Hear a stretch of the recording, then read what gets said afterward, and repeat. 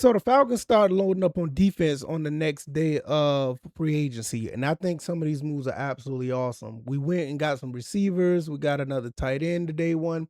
Day two, we went defensive end, got a linebacker or two.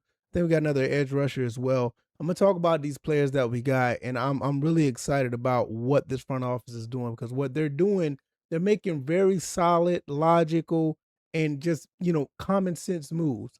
We had some players that we really did like. They're gone now. The Caden Ellis's, he's back to the Saints. David Onyemata, he's going to the Jets.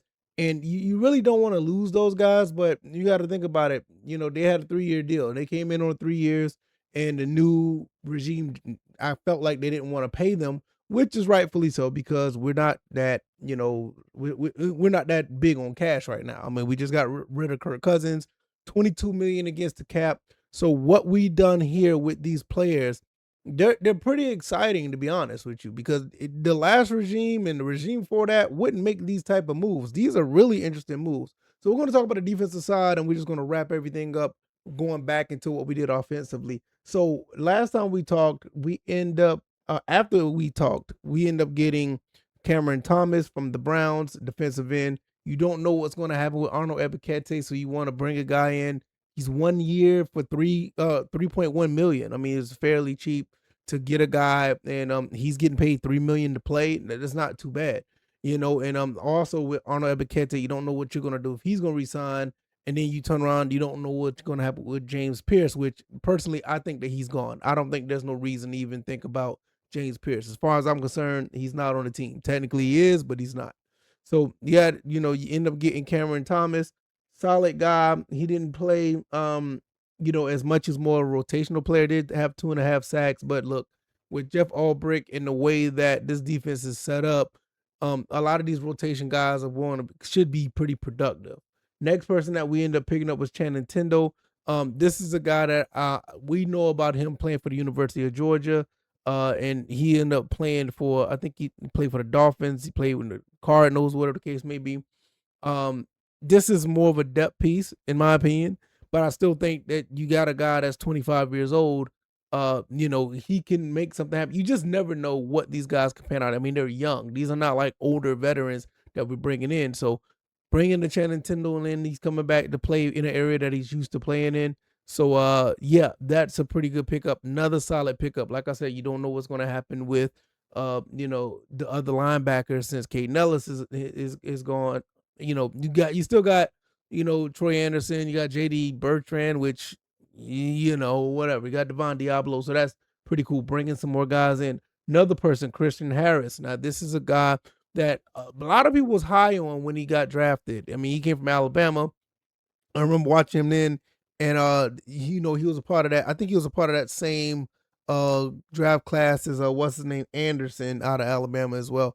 These guys supposed to be like some type of a tandem or whatever the case may be, but he was injured a few years.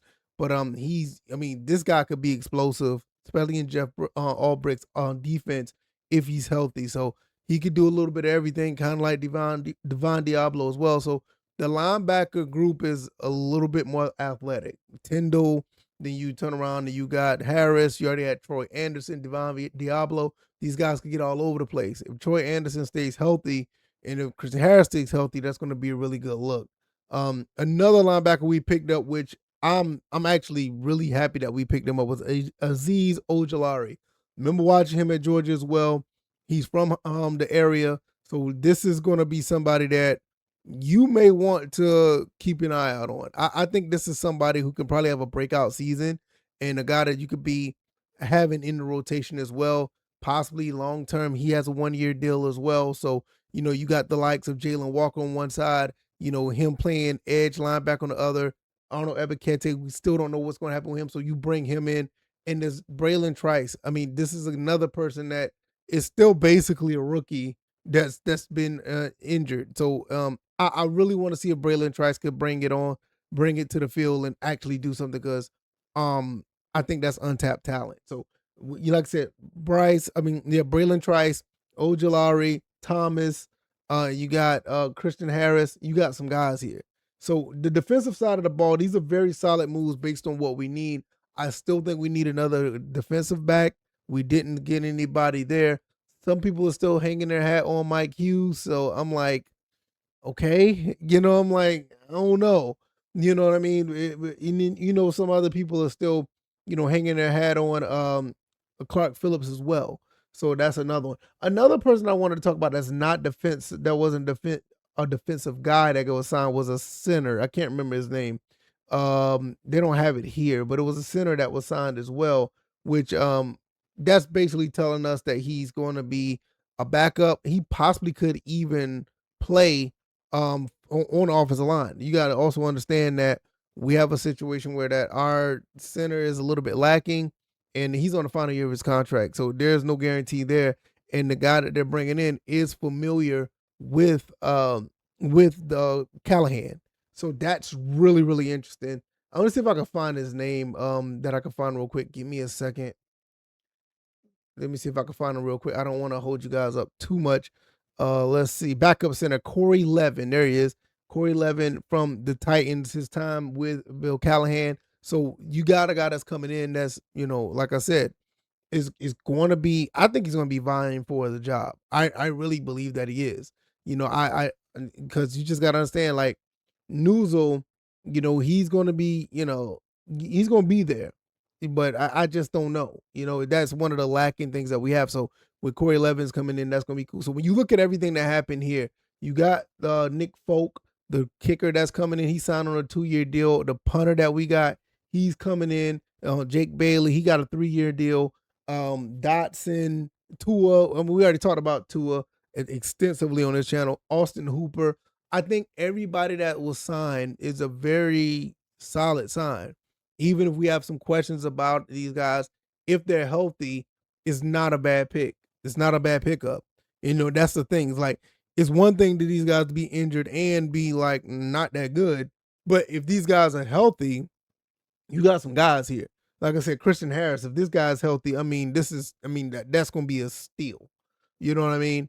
If you get Tua, if he's healthy and he plays well, I don't even think I don't think it'd be a possibly if he plays well. I think he'd be fine with this offense. So if he's healthy, like I said, if Michael Penix can't go, it's almost like a steal. In this day and age, this guy's getting paid 1 year for 1.3 million. In football salary cap terms, that's basically free. So I just look at it like this. Overall, I think we're doing really good. I think we look really good the way things are going. I like what this front office is doing. I'm not saying that this is the way to go, that they're going to be winning the division. Anybody can win this division. It's the NFC South. But when you look at what they have here, you can't really say that any of these moves are like bad. These are moves that say, okay, I get it. Okay, I get it. Okay. Outside of the Jahan Dotson signing and maybe the Nick Folk signing, those guys are going to show up. I have no, and maybe even Austin Hooper, because we know, what they're going to do. Hooper, Dotson, Folk, Zacchaeus, those guys are going to show up. So I'm not worried about the rest of the guys. We're going to see most of them like rotational pieces.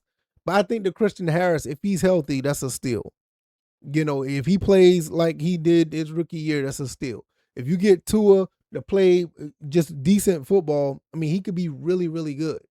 You just look at his numbers. The only problem is his availability. That's just like the same issue I got with Michael Penix. Same thing with him. Availability is your best ability.